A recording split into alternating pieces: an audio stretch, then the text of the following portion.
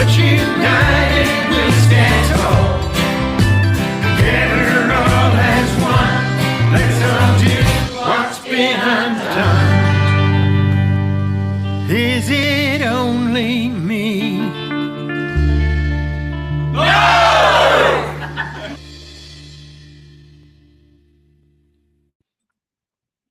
Okay, we've got a real treat today. We've got a great journalist, an indie journalist from the UK coming on. I've had her on once before, but she's on to tell us about her new book and to tell us about everything's going on in the UK. So let's get stuck into it. Hey, Sonia, how are you? I'm well, Michael. How are you doing? I'm okay. You look terrific. And how have you managed to look this terrific after the shit show that we've been watching here of what's happening to the UK?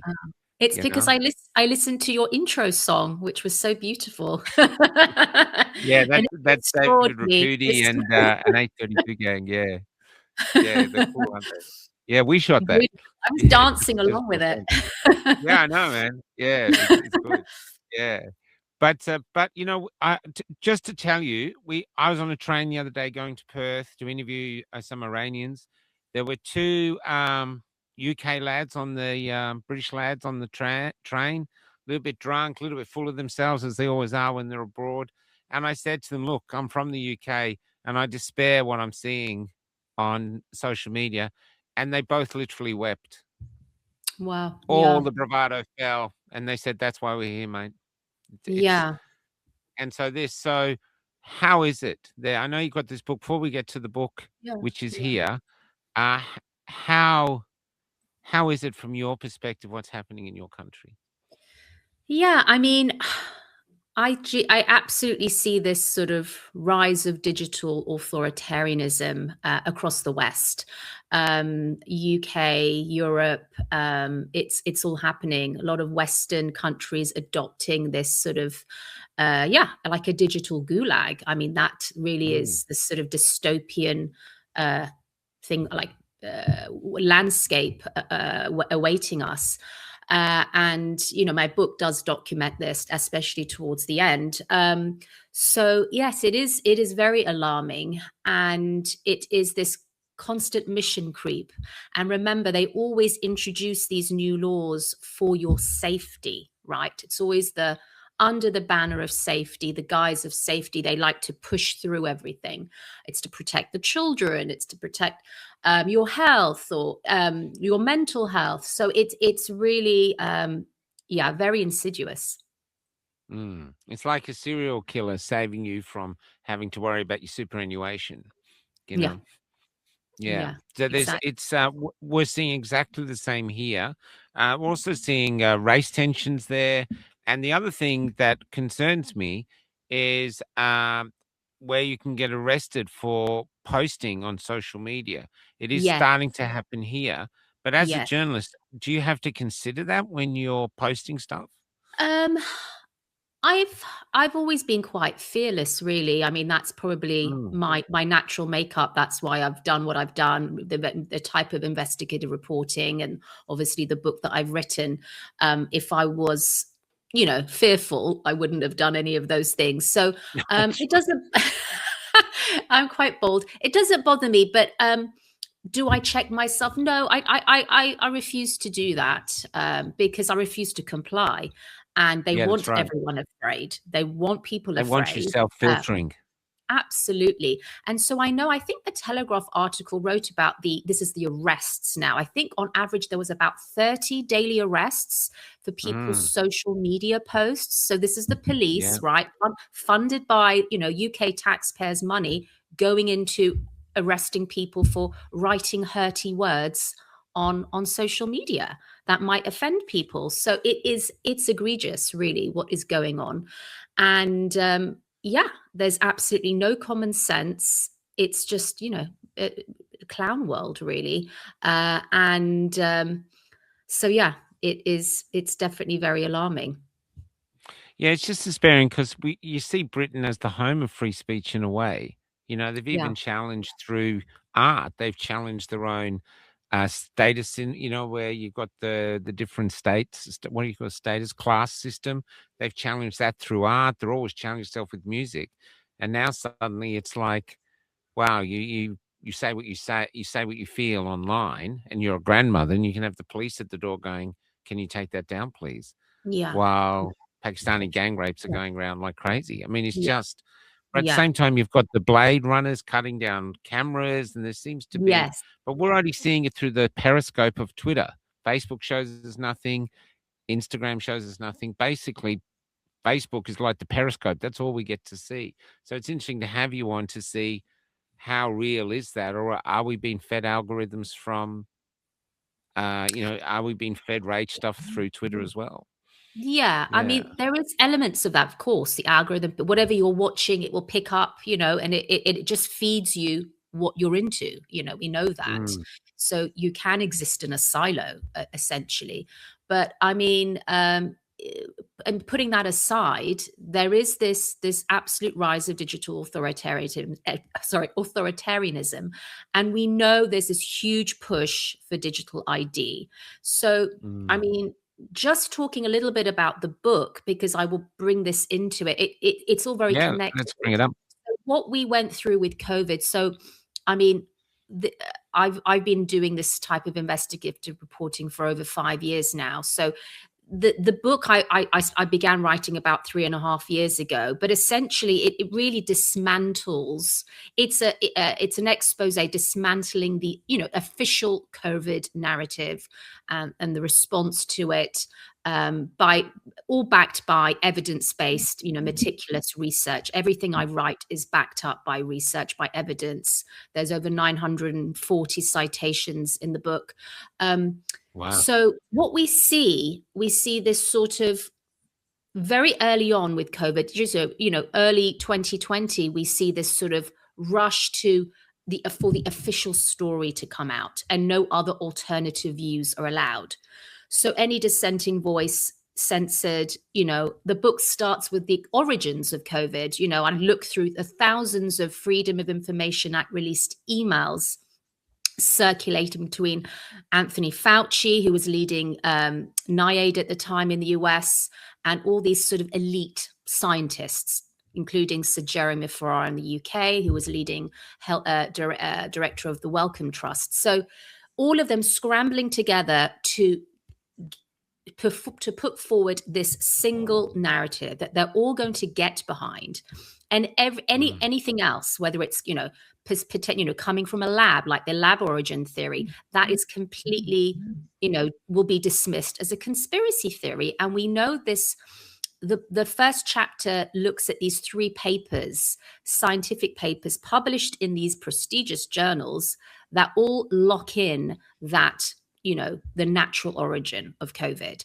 So we have this paper in the Lancet that goes out, I think, around February 2020, where all of these scientists condemn the lab origin theory as a conspiracy theory, and they strongly condemn it. When 26 out of the 27 scientists who signed this joint statement that's published in the Lancet have ties to the Wuhan Institute of Virology and its funders, but they never declare their conflicts of interest, right? So again, we have in public, they're saying one thing, but the emails, and I really dissect and analyze these emails amongst themselves, they absolutely believe that the lab origin theory is highly plausible, that it could escape from a lab. They're all discussing this, but in public, they completely put the opposite view forward. So the lies start from the very beginning. We know that we had the pandemic exercises the year before in 2019. I talk about that. There's a specific timeline in the book that I follow. So yeah, there's a basic, mass deception starts from the beginning. And the book, my aim of the book was just tackling every lie and dismantling it. And I did that with evidence, showing the evidence to the reader. So there's lots of screenshots of these emails, of documents. And, I discuss, of course, what we went through, the lockdowns, the PCR, the testing, the flawed testing, unvalidated protocols, which perpetuated the lockdowns, all based on a flawed modeling paper coming out of Imperial College London. This is the Professor Neil Ferguson. You might have heard of him, but it was his modeling paper that was used to justify the whole world locking down, essentially, globally, which was deeply flawed because he's catastrophic predictions that if we don't lock down, there'll be over 2 million deaths in the US by that summer of 2020, over 500,000 in the UK. And it was a deeply flawed model, absolutely. And that was used as the justification. But the book talks about early on, they knew it wasn't that deadly. Infection fatality rate being 0.1% for those under 70. Which is comparable to a severe flu season. They had early data on, you had that cruise ship, the Diamond Princess cruise ship as well, where it was a low fatality rate. But the model that Ferguson based was on the exponential growth of the virus, which wasn't happening. And Michael Levitt, a Nobel laureate, was talking, and he had his own papers saying this isn't true. It's slowing down. His paper was dismissed, and they went along with Ferguson's flawed paper. So just to get it true, one professor's paper, basically unchallenged, is used to shut the whole world down. Absolutely. And we know, for example, in the US, so it was published, I think it was published around March 17th of 2020. We know that before that, we had even, I think, Valence, he was a leading scientific advisor, medical advisor for the government, talking about herd immunity. And we know that Boris Johnson at the time wasn't wanting to lock down. Trump was very reluctant about locking down. And all of a sudden, they did this U-turn where all in lockstep, these countries were locking down based on this paper. So you have in the US, you have the COVID task force doing a press conference. I think the New York Times wrote about this, and you have Deborah Birx, who's on that task force, saying to everyone, with this paper's come out from the UK and we're taking it really seriously. So, essentially this paper we're using to justify lockdowns. So she's on record saying that it's to do with it's based on this new paper coming out, very alarming data coming out from the UK, and it was all flawed. So, but the lies don't end there. The flaws? Sorry? Do you know about what the flaws were in the paper? They based it on the exponential growth of the virus, and they based it on the case fatality ratio in Wuhan and nowhere else.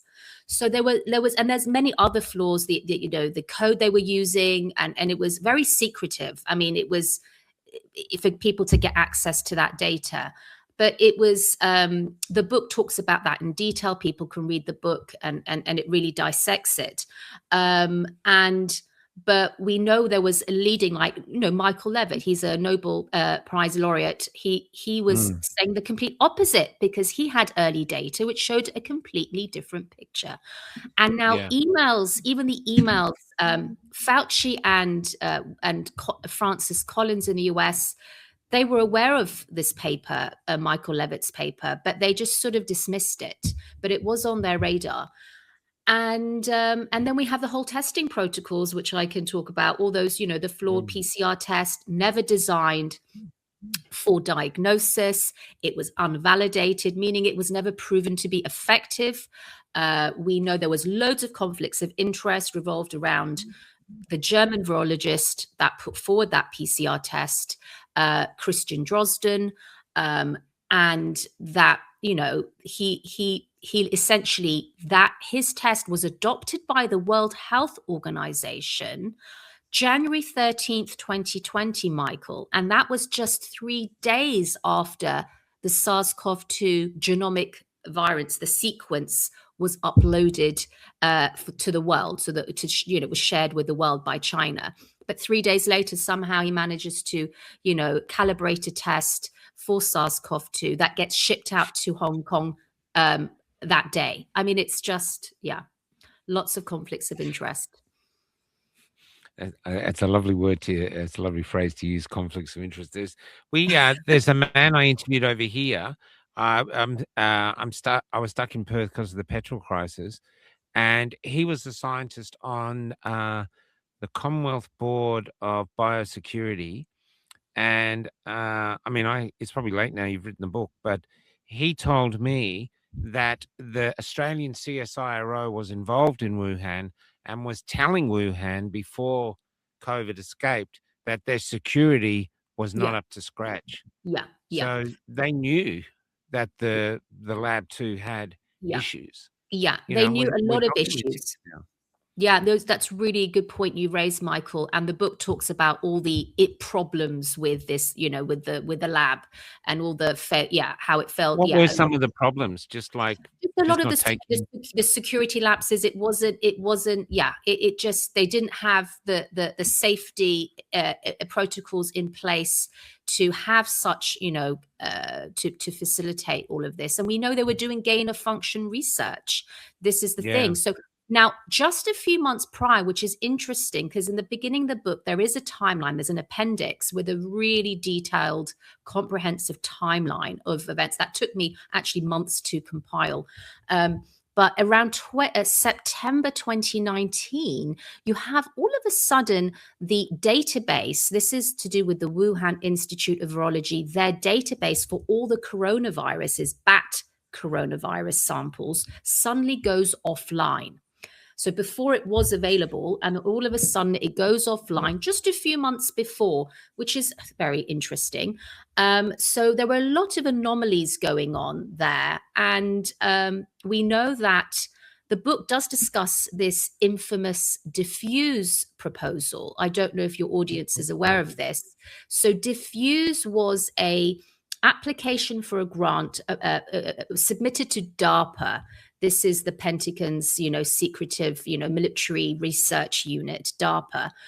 So EcoHealth Alliance, which is heavily involved in the gain of function and ties to the Wuhan Institute of Virology, Peter Daszak's company, and with Ralph Barrick and these, leading gain of function scientists in China, in Wuhan, China, basically asking DARPA for funding to do gain of function research to make it, so it's they were basically, this is back in 2018, and they got refused. They got turned down because DARPA thought it was too risky. So so there's a lot of these sort of pieces that go along prior to what happened. But the pandemic exercises that they ran quite a few in 2019, are also, of interest here as well, particularly Event 201, which happened around October 2019. And you have, and this ties in with the censorship and what we are living through now. Okay. So Event 201 is, again, it's a pandemic simulation exercise. So it's a group of tourists go to China, they come back, they contract this novel virus, a coronavirus it happens to be. It spreads in the US. So you have recommendations coming out of that where they say that the public and private sector need to work together to combat misinformation in time for the next pandemic, and that the public and private sector, so governments along with social media companies, big tech, need to work together to come up with nimble approaches to countering dis-, and malinformation. Okay. Now, what did we see happen in 2020? We saw a complete unprecedented mass use, widespread use of censorship like we'd never seen before. And the Trusted News Initiative, which I think it's worth discussing here, which is the BBC leads this initiative, TNI. It cuts across big tech, governments, legacy media. So it's cross-platform. It's a network all about combating what they deem as misinformation, disinformation.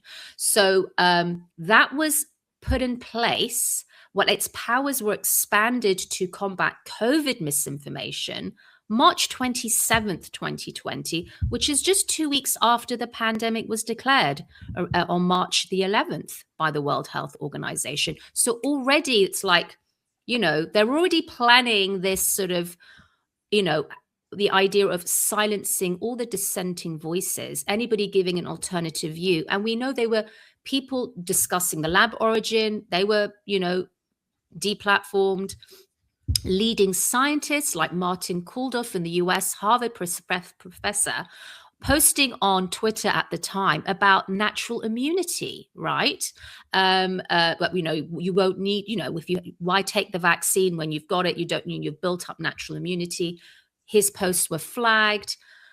But it goes even deeper because we know obviously the Twitter files, I'm sure you're aware of that, and what that exposed. You have government, you have federal agencies in the US government and in the UK, I'm sure in Australia as well, absolutely dictating to these tech companies, the social media, to take down, eat truths. Even we know how the vaccine injured were treated. So people sharing truths about the dangers, the risks of these shots, completely silenced, posts removed, deplatformed.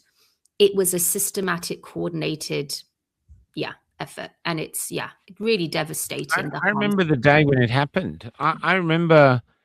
I can't remember where we were in a town just outside of Melbourne.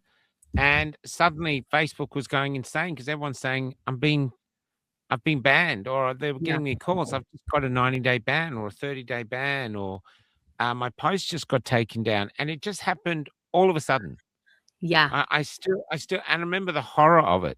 And now we just take it for granted. I've got a FOI from, we got a thing here called e-safety commissioner, which is an American woman, nothing to do with our government, who basically decides what we can see as Australians on our social media. And she's constantly fighting with Elon. I got a thing from them to say that we're being censored, but they're under no obligation to say by who. We had a Facebook page. We got a 3,649-day restriction for Facebook posts. So they didn't take it down. They just gave me a 10-year gulag. And watch this. I don't know, Lisa, if you're watching, how many days we got left in the gulag. And so we've been seeing it all across the whole country here with all the doctors. We've never seen it before. And they just want more. They just want hate speech laws, which are so vague that our country is just becoming quieter. Not online. There's a lot. It's like the best way to just the best metaphor would be a picture of Dorian Gray, except online Australians are like, oh, this is crazy. They're taking us over. On the streets, everywhere else, just placid, and you don't talk about anything openly. People are very awkward. And we're seeing the whole country being silenced. I tell people now, the only larrikins, publicly brave larrikins left in Australia are the cockatoos who fly over our towns going, fuck you, fuck you, fuck you, and they're gone with that crackling voice of theirs. And literally, this is where we are. It is so incredible. And it's 6 years, but now self-filtering is the norm. It's very hard to get people to talk. You bring out the camera and microphone, they go, no, I can't. People are terrified of the interactions. I've even interviewed, I'm putting it up after this, a pharmacist who's against vaccinations, and they're no longer working, but we have to alter that. We have to alter their voice. It's just audio because they're so frightened of the repercussions from their community and the ruling bodies and everything. Real fear. Yeah. And people are sort of getting used to the fear that and it's teaching me this is how the USSR and other regimes were established, not through the barrel of a gun, but through compliance. Yeah. So that I mean, all amazing points you've raised, Michael. And yeah, absolutely. It is this sort of, we know, I mean, the book also writes about, we were mentioning Facebook in the beginning. So you had the vaccine injured, with their Facebook accounts, and that was the only way they were kind of supporting one another. You had their Facebook accounts. 2 seconds. Yeah. Just getting it up. Yeah, you had their Facebook accounts being brought down because they were using carrot emojis to circumvent the censors. And you have the BBC, who, remember, was leading the Trusted News Initiative, right? And they bragged about this in an article. There's a screenshot of it in my book. That they were proud of the fact that they were flagging these accounts because they were using carrot emojis, and they branded them as anti-vax groups, these anti-vaxxers using carrot emojis. But how they've, the BBC are patting themselves on the back that, look, we flagged this to Facebook and these accounts have been brought down.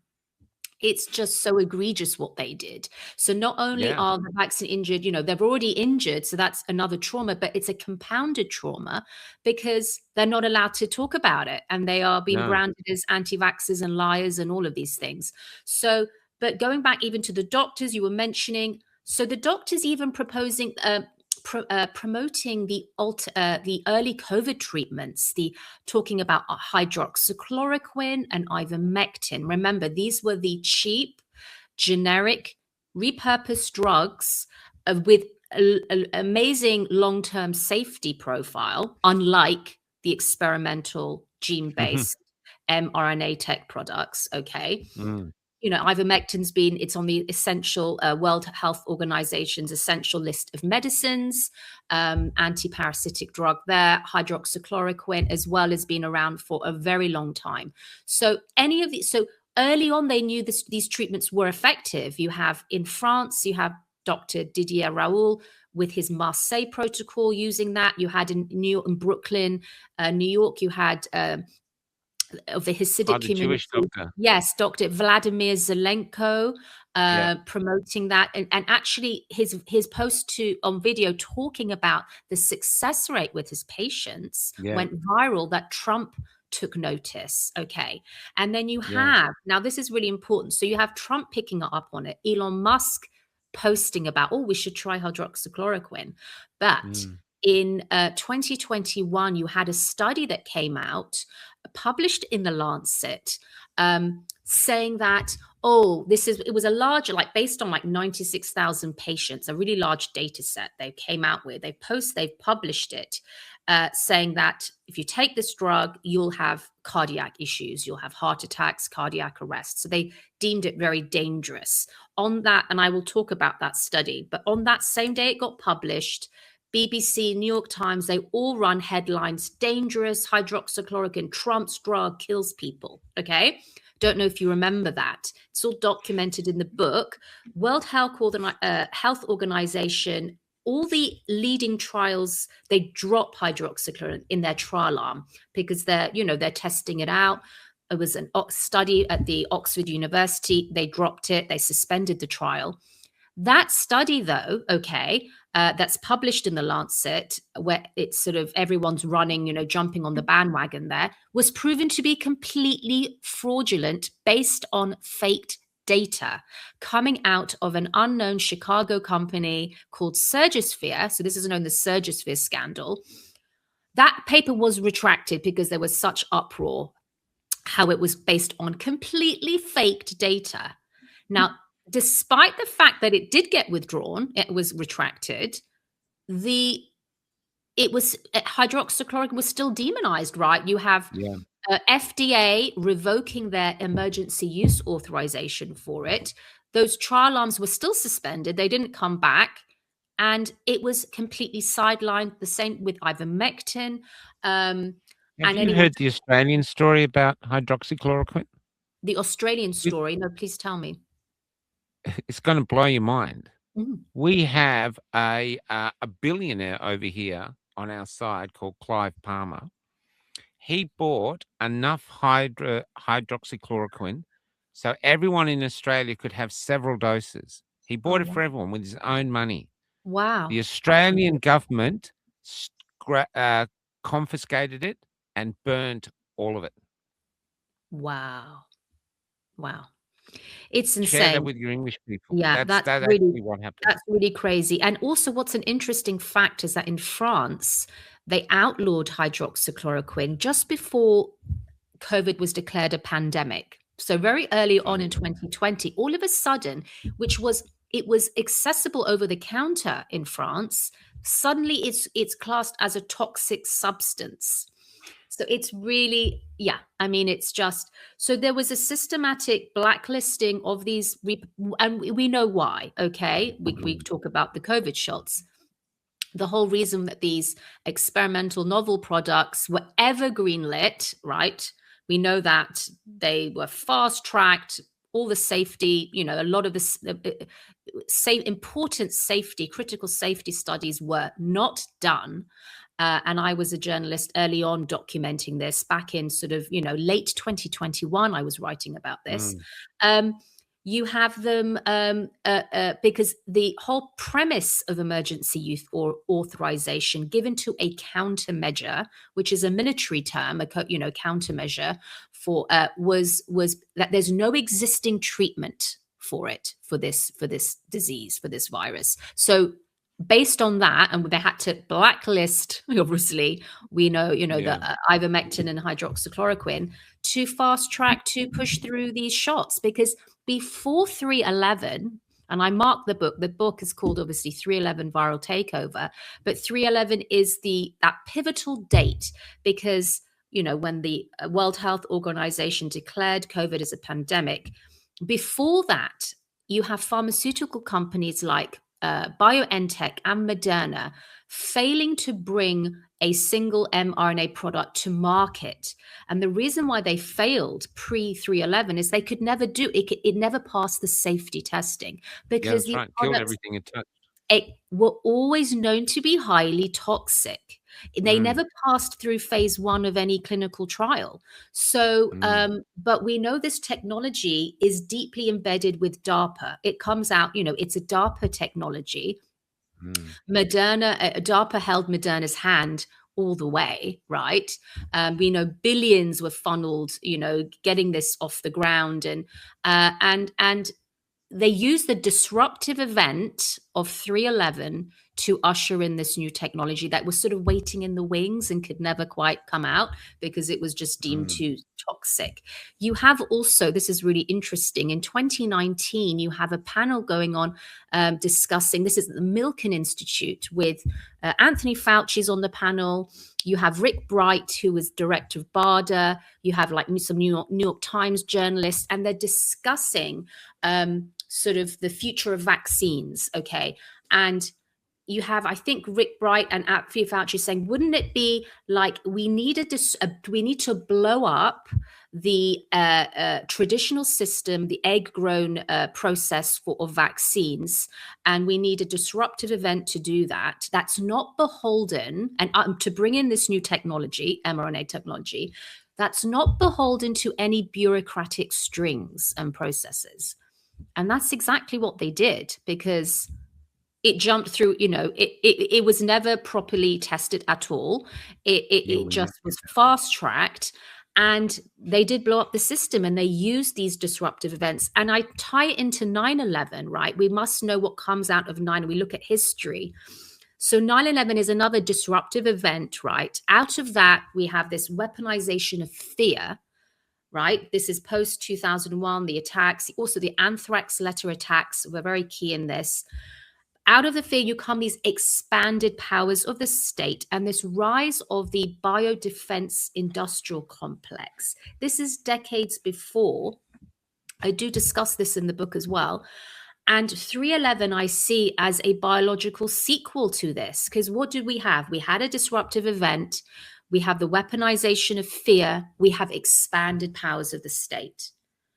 And we have this idea of surveillance, control. And this is the landscape that we're living in, bringing us back to this digital authoritarianism. I haven't even touched on vaccine passports. This is critical. Vaccine passports were the proof of concept that people's rights were conditional on compliance. It was a test. It was a complete test to see how far they could get away with the public. And we've heard that about the QR codes too, because we had to have QR codes on all the doors. Yeah. And I interviewed vaccine passports, the QR codes. I interviewed one woman. She put it, just to have a little funny interlude, she put it on the sliding door of her pharmacy because she was unvaxxed in the pharmacy. She eventually lost her job, and she'd watch people trying to QR code with the sliding door. They'd just be going back and forth trying to QR code. So the test worked. People were desperate to be compliant. It's They were terrifying. desperate. Yeah, because exactly. Again, remember, these are our God-given rights, the idea to, travel or what, just be free to. I mean, don't forget the mandates, right? People were losing their jobs because if they were refused to take the jab. That was Yeah. just so egregious what they did, especially in the US, and what they did with their military as well, how they treated their soldiers. So it was a proof of concept, get people to use fear, use complete coercion. And I also know that we have a lot of these behavioral scientists to blame. So the book in the beginning talks about these unelected scientists that were literally dictating policy, COVID response policy.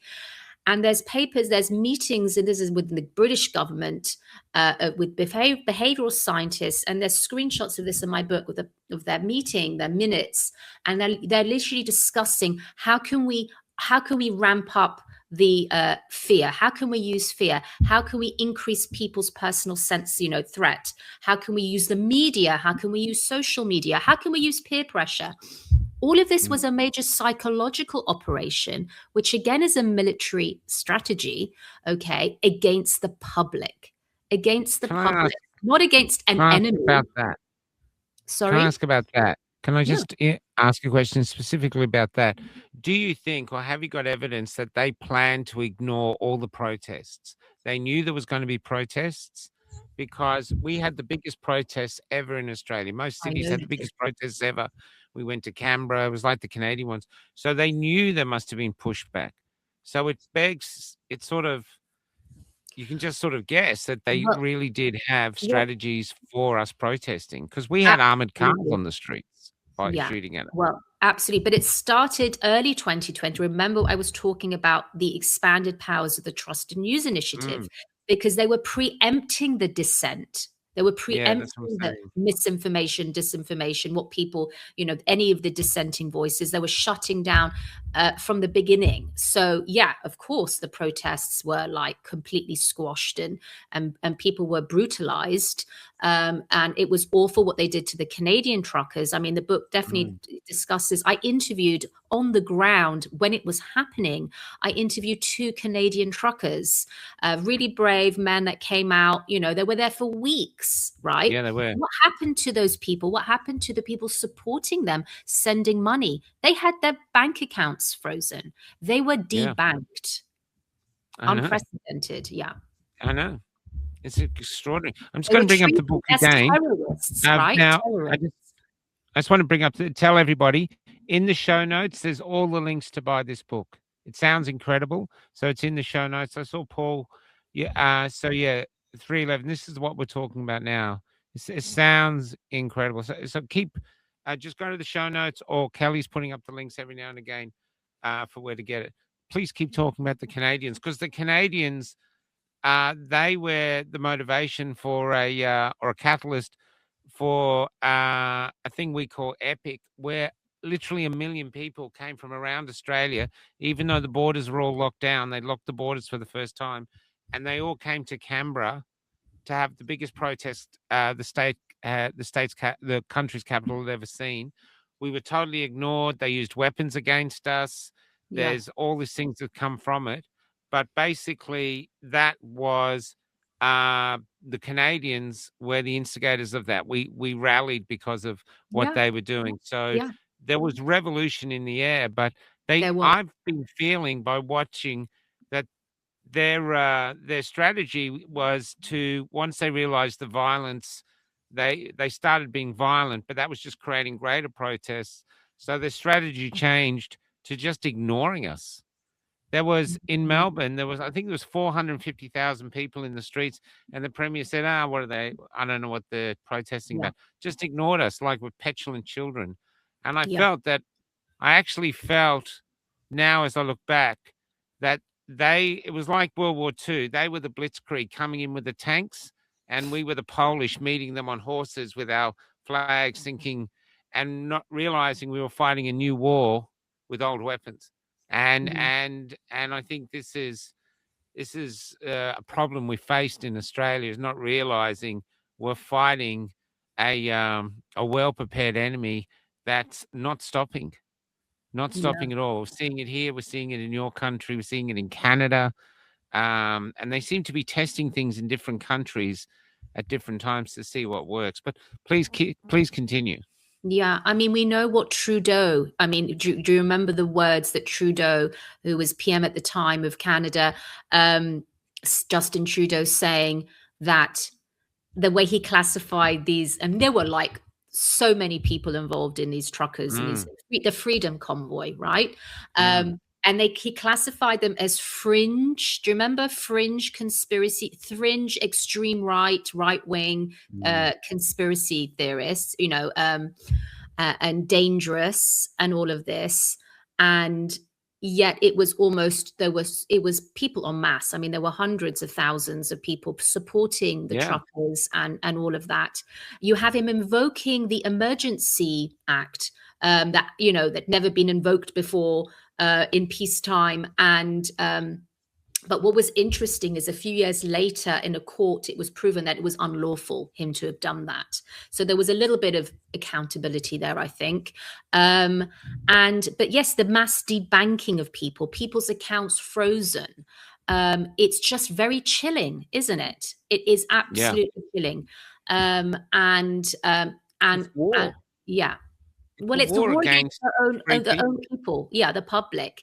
And we know, for Yeah. example, just talking with the UK, a lot of the British public was spied on, this mass surveillance. So we had Mm, secretive Whitehall units being deployed against the UK public. You have the 77th Brigade, which is part of the military. It's an army group of the unit in the army, British Army, which is involved in information warfare.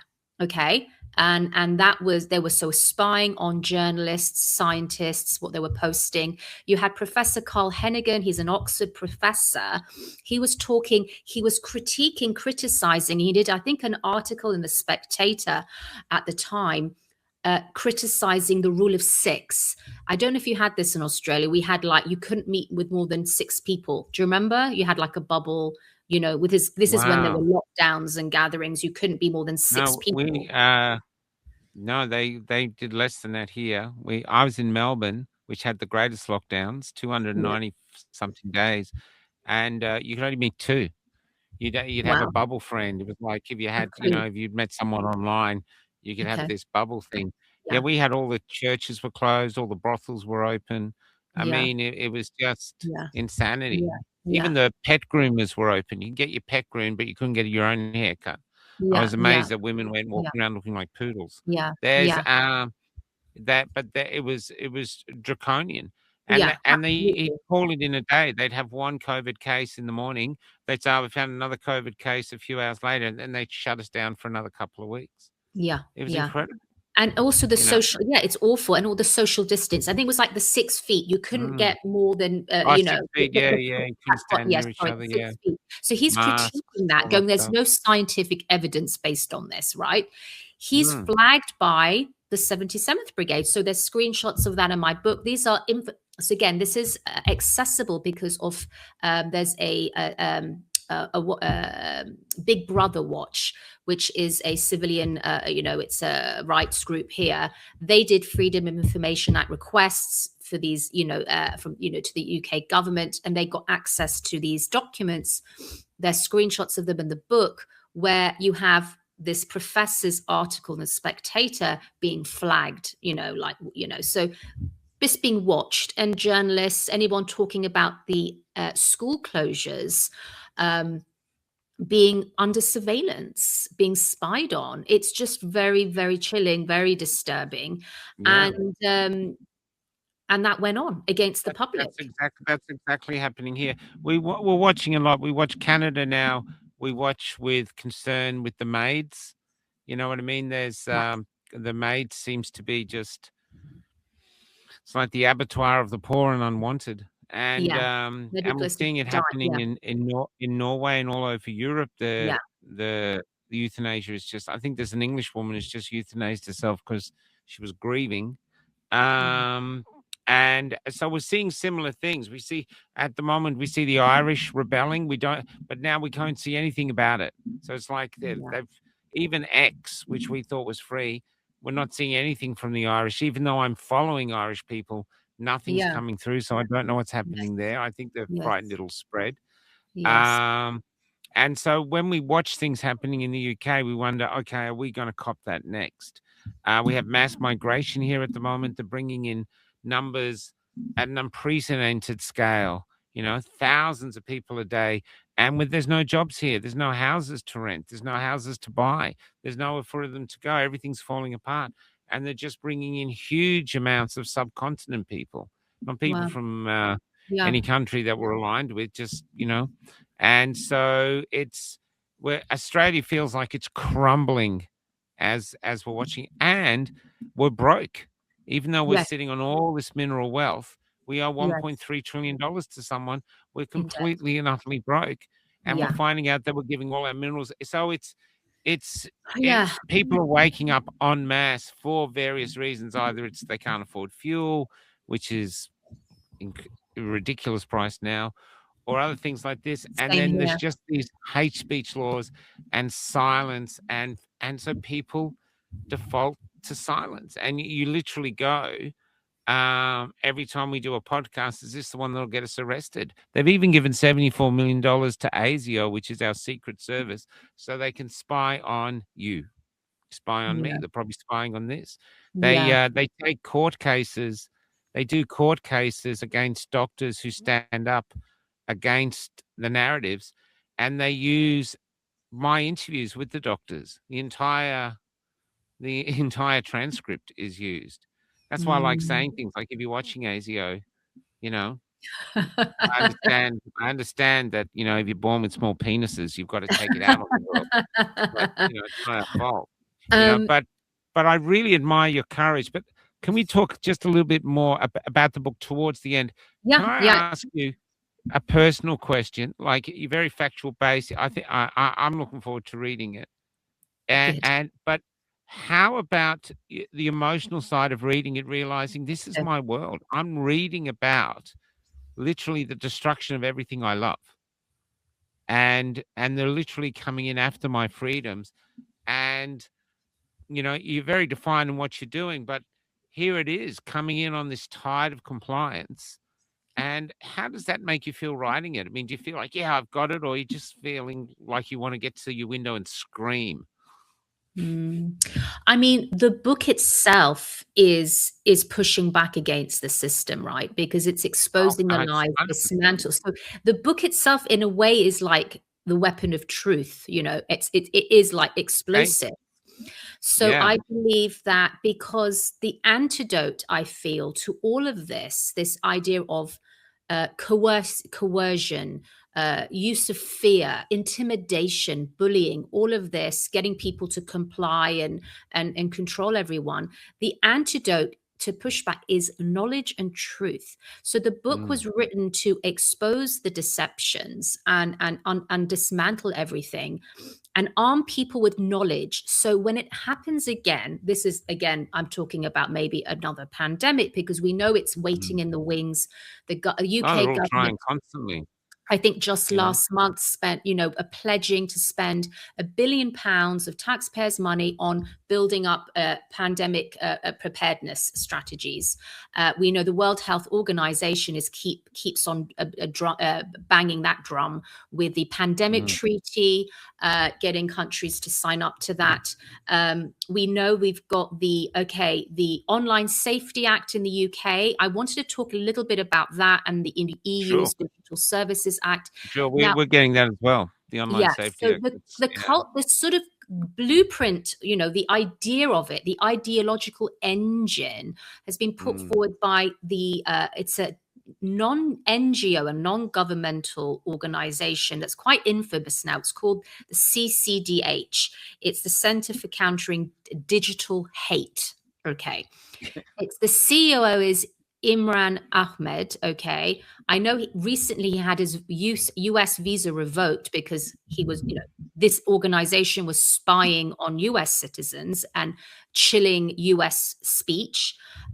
So this organization, Strong U Ties, based in UK and US, we know they put forward in 2021. I don't know if you remember this. Do you remember the Disinformation Dozen report? That went out when after they'd rolled out the vaccine, I can't call it a vaccine, the gene paste with the shot, whatever. Gene therapy. Yeah, exactly. They did a report highlighting the top 12 anti-vaxxers that are spreading misinformation that are dangerous. You have Biden using that report to say Facebook's killing people. Facebook, because people are posting this on Facebook, they're killing people, they're responsible for deaths, so you have this sort of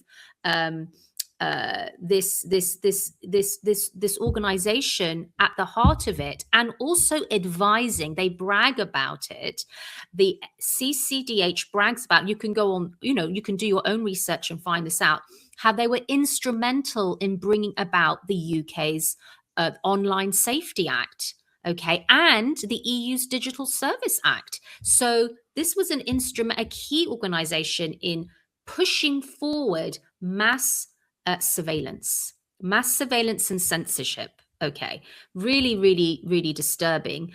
And going back to those Twitter files, you have the leaked documents coming out of the CCDH where they talk about killing Musk's Twitter.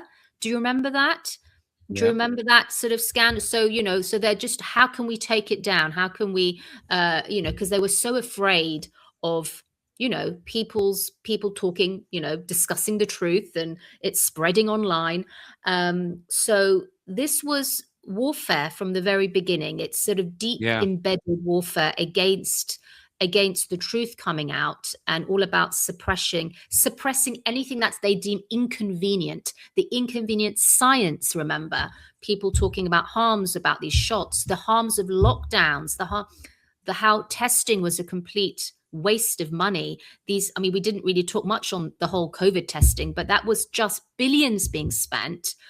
Absolutely, a multi-billion-dollar engine perpetuating lockdowns. And we know that a lot of it, I think there was a German study recently, I think last year, how 86% were false positives. So it was 86% of all of those. So it was just, and these tests were not fit for purpose. Billions spent wasting taxpayers' money. And look at the economy we're in now. Like, we've got inflation going through the roof. COVID was a lot. Yeah. And but don't forget, that all started from, COVID, right? But what came out of that, the billions, the furloughs, people were being paid to stay home, not work. And now, governments are bankrupt, right? It's just, there is, our roads here are full of potholes. I don't know about your roads, but it's like nothing. Absolutely the same. I live on the road. And it's they're terrible. They're not being maintained to the level they used to be. There's people are really struggling here to live. The cost of living is insane. They keep rising. They just did another interest rate hike on mortgages. So if people are out there with the mortgage and the petrol prices, and they've covered the country in turbines that we know don't work. We've got evidence that don't work. We've got all these scientists coming out say they don't work, and they keep building them. And all the subsidies for them, they're like $600,000. Most of that goes to overseas corporations, and we have to pay for it. So our power prices have gone up. I mean, people are really, really struggling. They see it as what I see it as a forced depression, that we've been put into.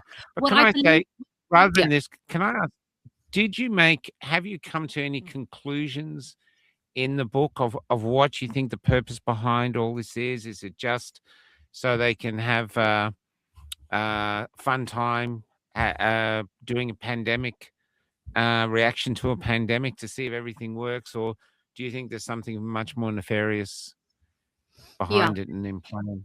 I mean, just going on the evidence that obviously I can speak on the evidence that I've uncovered and all of my research, but we know it was absolutely used to bring in this mRNA technology. This was the platform that they were just desperate to get in, to bring in. We know that the whole vaccine passports was a test. It was like a proof of concept to show it worked, so they could bring in the digital IDs. The digital ID is tied in with the United Nations Agenda 2030 with their sustainable development goals. You've got SDG 16.9. This is the Sustainable Development Goal 16.9 that says that it mandates universal legal identity for all by 2030. And that essentially what the digital ID will be used for, right? It's all of that it encompasses. So what we saw the repurposing of COVID era controls now into permanent biosecurity frameworks as well. So there's all of that. So there's so much. The fallout is massive, right? And we are all living through that now. So it's very relevant. So a lot of people say, "Why are you writing? It's kind of in the past, and we've gone." But no, it's not in the past. No, this is the reality that we're living in, and the book is a live indictment of events that are still unfolding, and it is to try and bring people to account. There must be accountability for what went on, because it must be exposed. So they they can't pull it around again. People need to wake up to that. So really, it is a good book to give to a friend that is sort of sitting on the fence or just believes what the mainstream media is saying, and that would rather bury their head in the sand. But it is to awaken people in that, but just using the evidence, everything is backed up by that. So I mean, I hope it arms people, and for them not to be afraid. I think that is the big thing as well. They really, really weaponized fear to get people to comply. A big social, psychological experiment that went on. Why aren't you afraid? Why am I not afraid? Why aren't you afraid? Why? I'm surrounded by people frightened. They don't put their head above the parapet. Why aren't you afraid? Yeah, well, I just feel, I guess, I have faith in God. I know that it's like, we're not meant to be afraid. We're not designed to be, to cower, to live. It's, our freedom. We're not meant to be slaves. We're not born. Absolutely. We're not born to be slaves. We're not born to be slaves. And I absolutely believe in that. So, I early on, I mean, there's the preface of the book, I write about my sort of supermarket moment, going in, do you remember the early days of lockdown, the mask? Yeah. I never wore a mask. I mean, everyone gave me really weird looks, but I was like, I'm not wearing a mask. I don't care. And I didn't mind. I just was like, I don't care. They can give me, they can hiss at me. I don't care. But going in, and you saw this sort of taped one-way system. Do you remember those one-way, the arrows showing you how to walk around a supermarket? Oh, no, we didn't have those. Oh, you didn't have those? Oh, we had them here. So you could like go in one way and then come out another way, so you wouldn't cross paths with people. Okay. Oh, they might have had it in some stores. I didn't see it. Yeah. Oh, okay. Yeah. And we had enough, I mean, it was like this fear in people's faces. Mother with a young child, the fear in the young child. Of like, oh, I might step the wrong way. I might go in the wrong direction. Fearful of his own footsteps. This is like so egregious what they did and what they put people through. And what they force people to do, what they force people to do, which is, getting this toxic jab. We know the fallout. The book does discuss a lot about excess deaths. We know that the UK, this is a big scandal, which I write about. The UK Health Security Agency refuses to release key data linking excess deaths with the COVID shots. They've been taken to a tribunal. They absolutely refuse. And the reason they give is that will cause too much mental distress to bereaved families if they do. And it would fuel misinformation. Now, isn't that very telling? I think we heard from Andrew Brigden. We were in an interview with him, I think with Liz Gunn, if I remember. And he said that he'd been told by a politician that they will not acknowledge vaccine injuries for about 20 years. So Yeah. so Yeah, I I don't know remember. if that's written down anywhere, but he said that. And I think he posted it too. Yeah. But here's where we are. Can I ask you, the other interesting thing is, like, you can see this, you've documented it. Now, I guess you knew it was there to be found, and you found it, you've got it there. We can all sense it. And a lot of people are sick of talking about it. But why do you think that you can see it so clearly? And now you've got the evidence to back it up. And so many of our brothers and sisters just can't see it or won't see it. Even though there's a lot more waking up now, they really suspect about the Yeah. COVID, but Yeah. there's more than COVID now. Yeah. Yeah. The new battle is here. We've got digital ID, we got digital currency. They're really coming. We've got cameras everywhere. I saw a thing from a British police officer who was overjoyed that they're going to have facial recognition Oh, yeah. cameras all Yeah. across I write, the yeah, UK. I write about this. Is that, again, it's in the book, final chapter, talking about this real-time use of facial recognition technology, all Yeah, coming out of China. Don't forget, it was China that exported these lockdowns. China exporting this mass surveillance, and we know there's an awful, social credit system they've got going on there. This is all yeah, being exported to yeah, Western, supposedly, free countries. yeah. But that is really, really disturbing, okay? Because they want in real time to, preempt crimes. It's all preempting. And talking about preempting, I write about NATO's involvement in all of this. So NATO, this is really disturbing, actually. They would.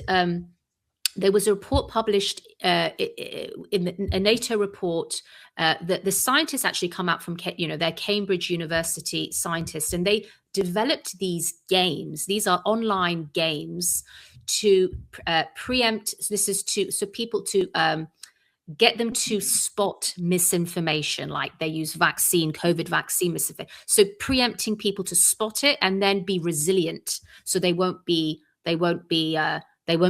the lies, supposedly. So you have this these are mind games. Essentially, it's sort Mm, of brainwashing. It's telling people how to think. It's deeply disturbing. So these games were online. There's a game called Go Viral. I think it's taken down, but I dissect these games, okay, and the purpose for it. It's just conditioning people how to think, mm, and any the idea of discourse, scientific, debate is pathologized like it's a disease. It's just awful. So I also wrote to the we have a unit here called it's a government branch called the Department for Science and Technology, and DCIT.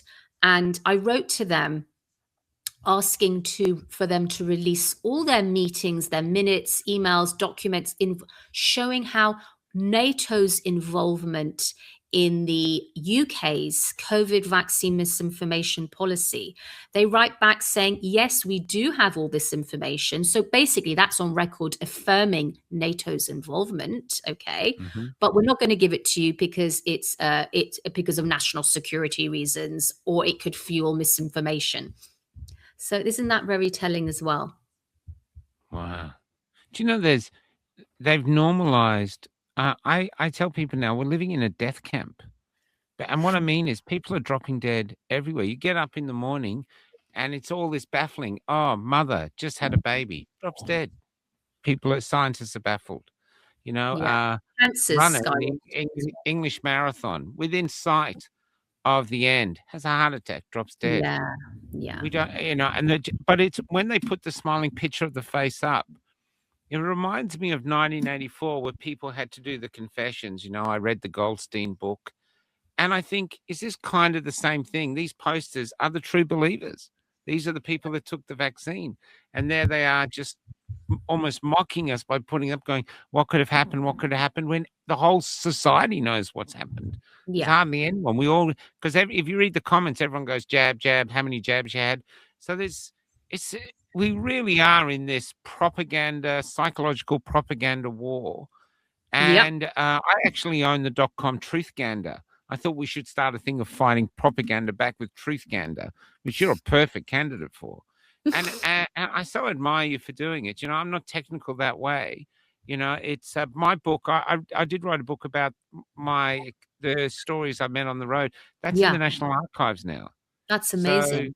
so That's that amazing. shot my publisher got it in. I was like shocked. I was like, oh, and because I didn't think they touched me, so I don't know how that happened. But this is what we need to do. Books are vitally important Yeah, because if you go back in any of your social media feeds, and hello to everyone in the UK who's watching, any social media feeds, so many of your posts have gone. They've gone, yeah. can't be found, or they can, in Australia, ASIO has the right to go back and rewrite them themselves and never tell you. So Wow. books now are Yeah, how we capture our yeah, history. You yeah. hand it down, you give it to someone, Yeah, and stuff like absolutely. this. I mean, I've got it Absolutely, yeah. got it here. I mean, I've I even hold it up. uploaded It's better post-it than the notes. I've thing. just my Wow, own personal heavy. notes. But yeah, I mean, it's a record, isn't it? Exactly. It's Yeah. part of our archives. It's documenting everything that went on Oh, and that's what is right. still unfolding. And that's why That's right. it's so important. So people don't Yeah, forget. They don't forget. It's all there, absolutely. documented meticulously.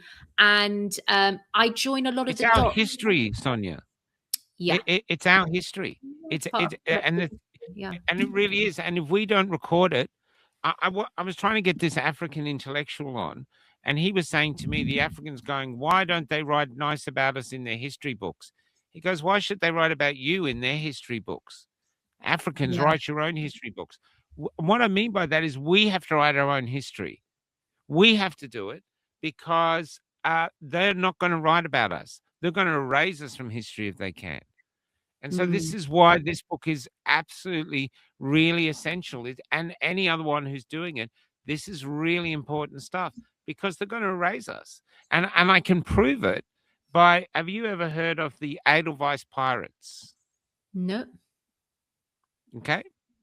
They were the people like us who in pre-war Nazi Germany were standing up to the Nazis and going, this is too much, too draconian. We don't want to be like this. They wrote songs, they had Mm. marches, they did little things. And but they were never able to stop the behemoth of the Nazis, and they literally vanished from history. Mm. And so to me, as we learn lessons from these people, and what lessons they've left nothing, no literature. There's a few I think there's a YouTube film about them, but we need to leave the history for the people who are coming, Yeah.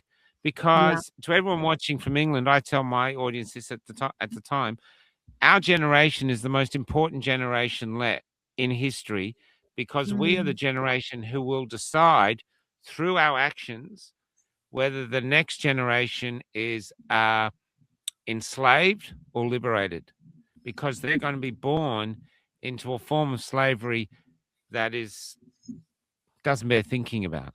You know Yeah. what I mean? It Yeah. is just really, really, it's terrifying. Like imagine growing up with facial recognition. They're watching you for the whole time.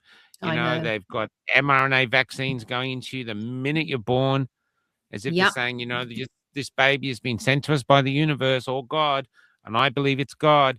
It's been sent to you, but oh no, it can't survive in this terrible, disgusting, dangerous world unless we put our shit into its veins, Yeah. and on it goes. And here's where we are, and we're just a society now that ignores everything. Fertility collapsing, ignore it. Economy collapsing, ignore it.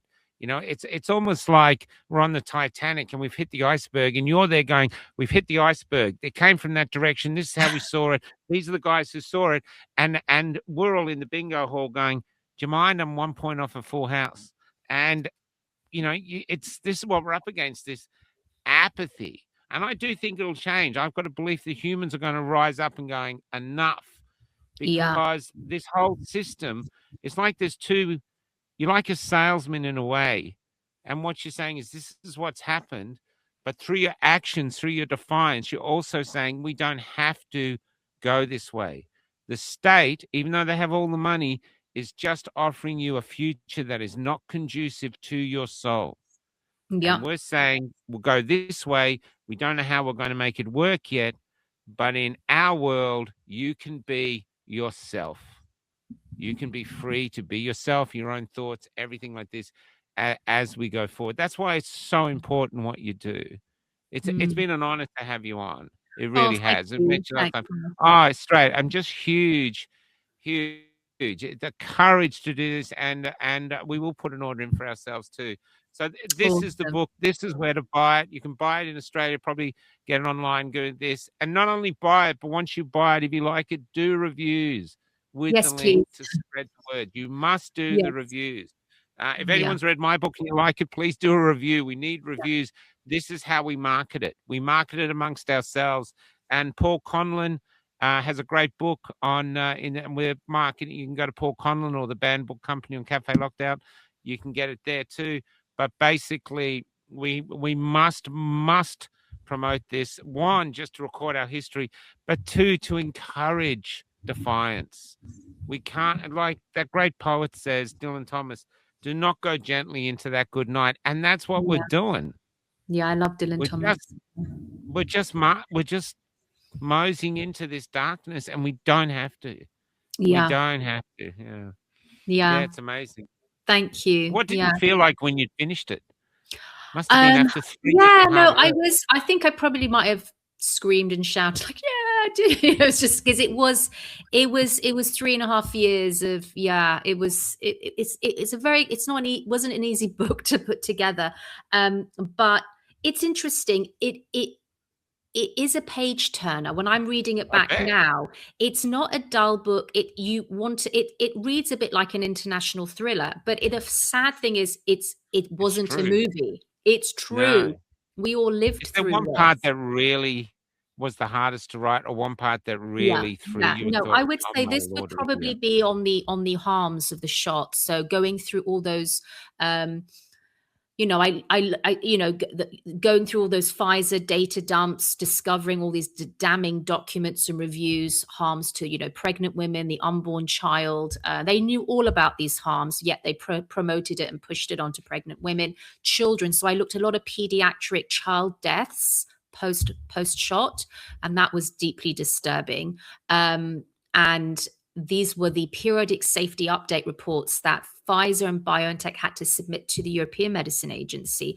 I was given access to those documents that were confidential, classified, and it's just so disturbing. These deaths, these harm, and a lot of neurological issues, the myocarditis, the heart attacks of young people, children dying of myocarditis post shot that had no pre-existing conditions before. So they knew all of this.